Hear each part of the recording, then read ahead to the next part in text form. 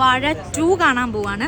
വാഴ 1 നമ്മള് ലുലു PVR വെച്ചിട്ട് കൊച്ചിയിൽ വെച്ചിട്ട് നമ്മുടെ റൂംമേറ്റ്സ് ആയിട്ട് ഞങ്ങളിപ്പോൾ ലുലു PVR ഹാഷിറിനെ കാണാൻ പോകണം. ആരെയും കാണാൻ പോകുന്നത്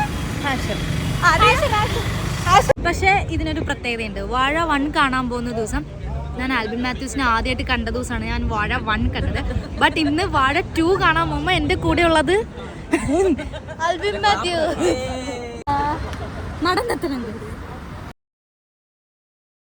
സമയം എത്ര ഇപ്പോൾ? 11:40 കഴിച്ച് നമ്മളിപ്പം ബുർജുമാൻ മോളിന്റെ എൻട്രൻസിലെത്തിയിരിക്കുകയാണ്.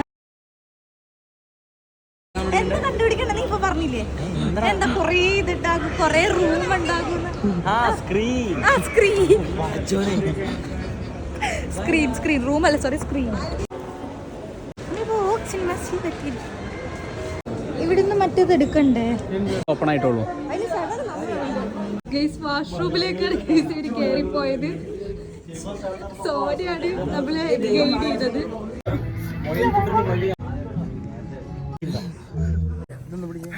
നമുക്ക് സീറ്റ് കിട്ടി. ബുക്ക് ചെയ്തിട്ട് ഇവിടെ വന്നിട്ട് സീറ്റ് കിട്ടിയെന്ന് വലിയ കാര്യത്തോടെ പറയണം. നമ്മള് നേരത്തെ വന്ന സീറ്റൊക്കെ പിടിച്ചു. പക്ഷേ ഇവിടെ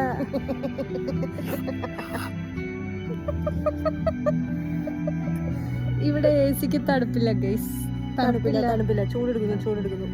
ഇവിടെ ഭയങ്കര തണുപ്പായിരിക്കും എന്ന് പറഞ്ഞിട്ട് എന്നെ കൊണ്ട് ഫുൾ സ്ലീവ് ഇട്ടു. ഇവിടെ സ്വെറ്ററൊക്കെ ഇട്ട്, അവിടെയും അങ്ങനത്തെ ഡ്രസ്സൊക്കെ ഇട്ട് ഹുഡിയൊക്കെ ഇട്ടിട്ട് വന്ന് ഒരു തുള്ളി തണുപ്പില്ല ഗൈസ്. എന്താ പറയണ്ടെന്ന് എനിക്ക് കിട്ടണില്ല. വെർത്തായിരുന്നെന്ന് മാത്രമല്ല, ഹൈലി റിലേറ്റബിൾ ആയിരുന്നു. എന്തൊക്കെയൊക്കെ ഫുള്ളി കണക്റ്റഡ് ആയിരുന്നു.